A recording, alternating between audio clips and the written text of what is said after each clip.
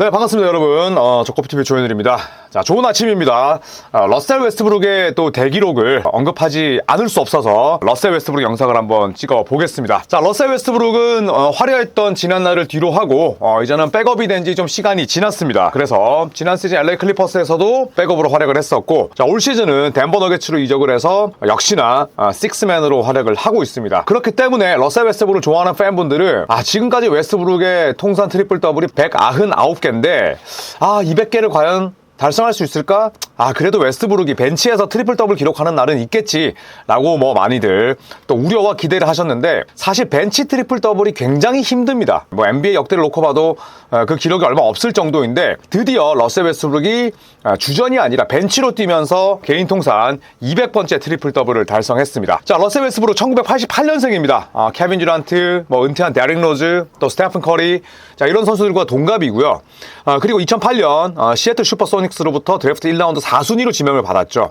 굉장히 특이하게도 이 선수가 처음에 NBA에 왔을 때는 정말 훌륭한 공격수 또 혹은 미스터 트리플 더블을 달성할 것이라는 기대보다는 굉장히 준수한 키가 큰 수비형 포인트 가드가 될 것이다 라는 스카우트 리포트가 꽤나 있었어요. 그런데 막상 뚜껑을 열고 보니 리그를 대표하는 하이플라이어 포인트 가드로 거듭났죠. 하이플라이어 말 그대로 높이 나는 유형의 선수인데 포지션이 포인트 가드. 아주 매력적일 수밖에 없었습니다. 자, 썬더에서 2008년부터 19년까지 상당히 오래 뛰었고요. 이후에는 계속 저니맨 신세입니다. 자, 휴스턴, 워싱턴, 레이커스, 클리퍼스, 덴버 너게츠 거의 매년 팀을 옮기고 있는데, 그래도 이 MVP, 포머 MVP죠. 웨스트브룩과 그리고 니콜라 요키치의 만남만으로도 많은 관심을 모았죠.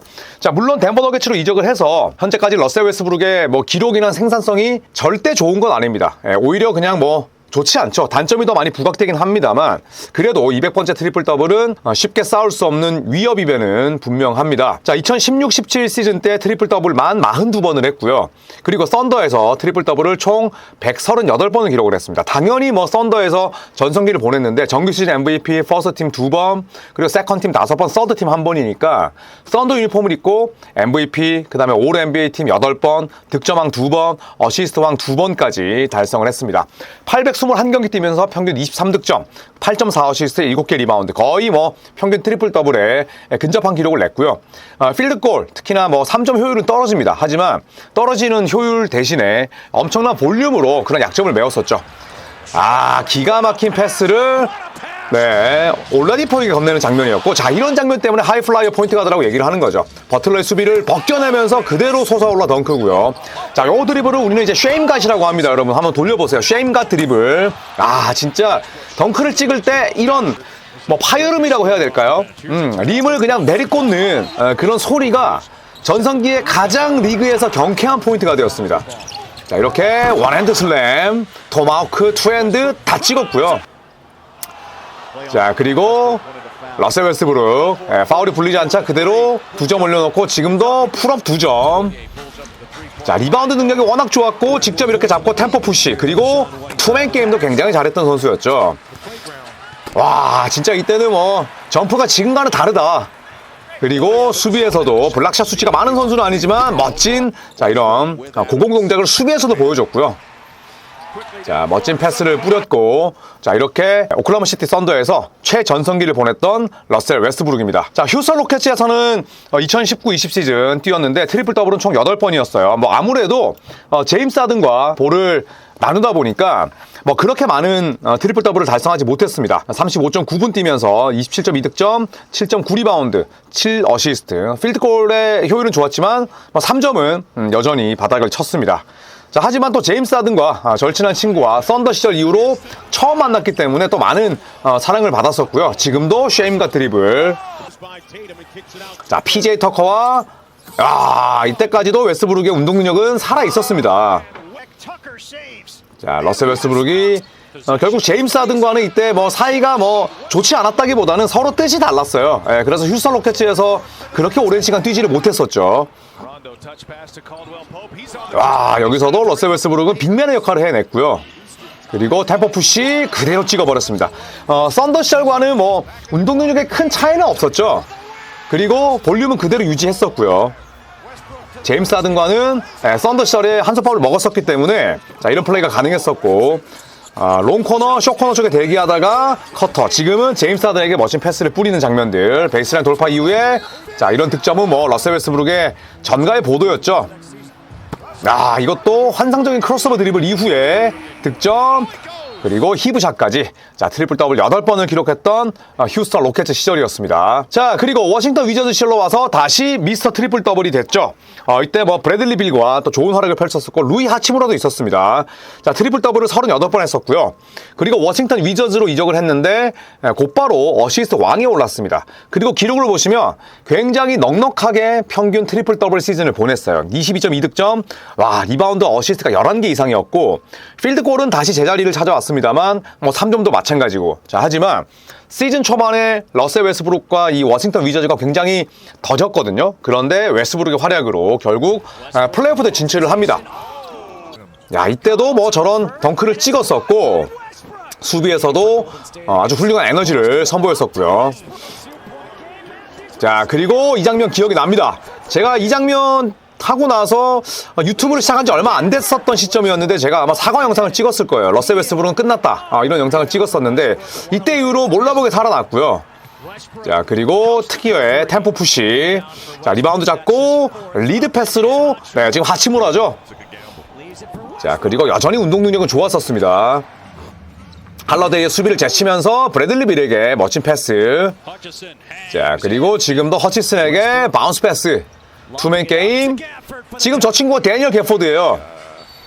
그래서 이 당시 워싱턴 위저즈의 젊은 선수들이 웨스트브룩을 상당히 따랐다고 하죠. 코트 위에서는 약간 독불 장군의 냄새가 있는데 실제로 영건들의 굉장히 많은 성장을 이끌어냈었고요. 지금도 개포드였어요. 자, 그리고 타일러 호틀 터커 상대로 왼손 레이업. 그래서 본인이 뛴 경기 절반 이상을 트리플 더블을 기록을 했고 결국 트리플 더블 시즌을 마무리했었습니다. 자, 하지만 레이커스 이적이 결국 웨스트브룩과 레이커스 모두에게 좋지 못했습니다. 2021년부터 23년까지 1년 반가량 뛰었는데요.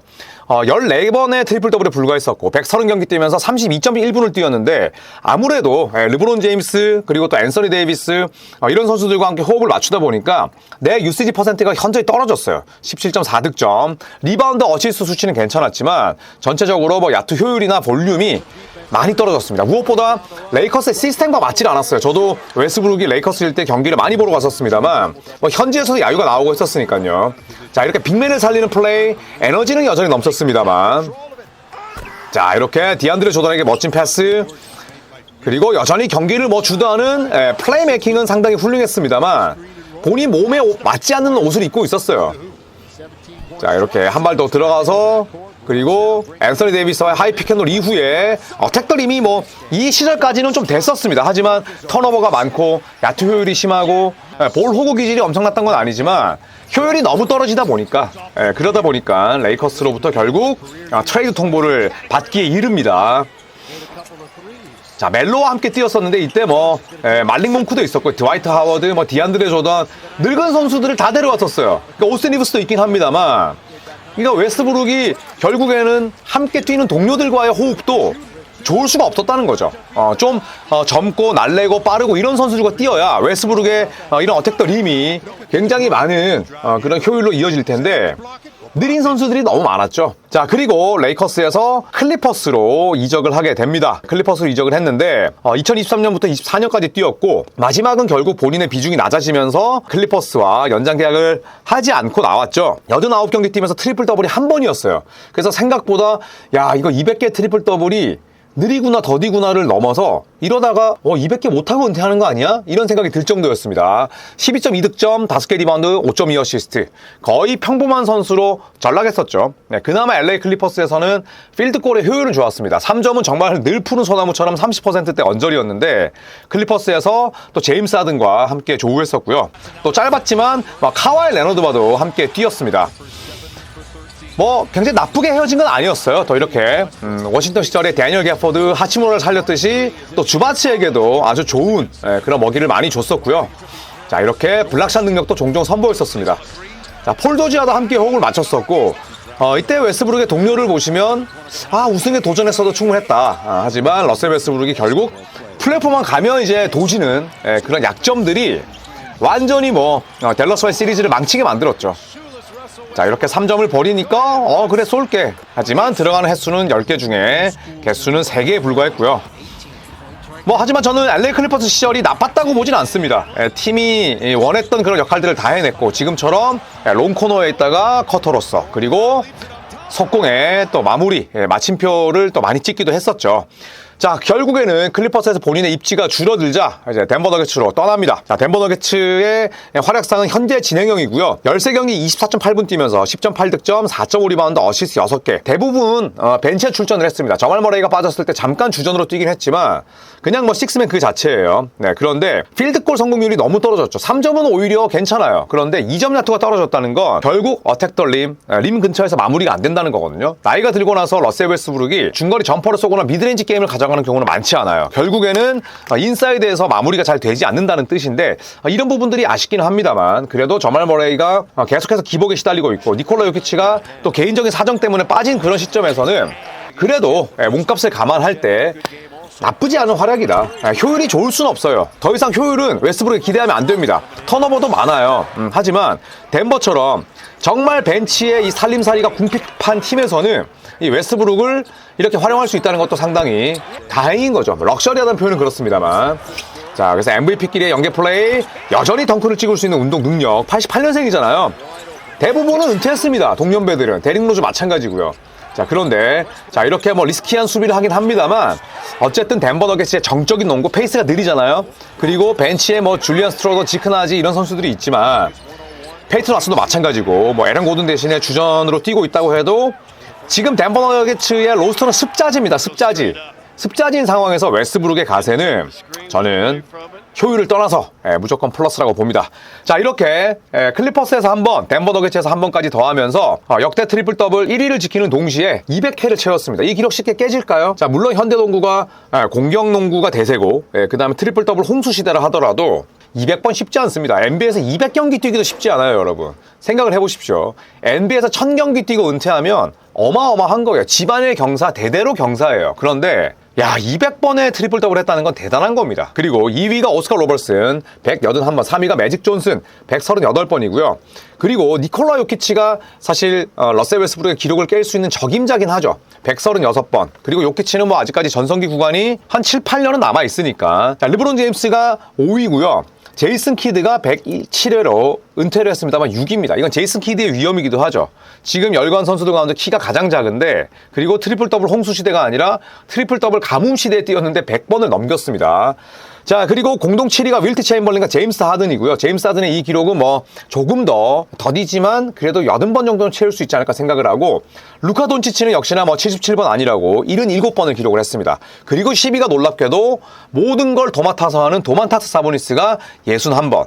그래서 사보니스도 100번 정도까지는 무리일 수 있지만 그래도 충분히 본인의 순위와 횟수를 끌어올릴 수 있지 않을까 개인적으로 생각을 합니다. 자, 러셀 웨스트브룩은 농구 명예전당에 들어갈 거고요. 그리고 오클라호마 시티 썬더에서 영구 결번될 겁니다. 경우에 따라서 동상을 세울 수도 있겠죠. 그만큼 웨스트브룩이 말년에 이미지가 많이 망가지고 또 매 시즌 팀을 옮기면서 저니맨이 돼서 그렇지, 이 썬더 시절에 쌓았던 위협, 성과, 그리고 여러 팀을 전전하면서도 트리플 더블을 200회나 기록을 했다는 건 엄청난 성과가 아닐 수 없습니다. 러셀 웨스트브룩의 기록을 축하하면서 이 컨텐츠를 마치도록 하겠습니다. 고맙습니다.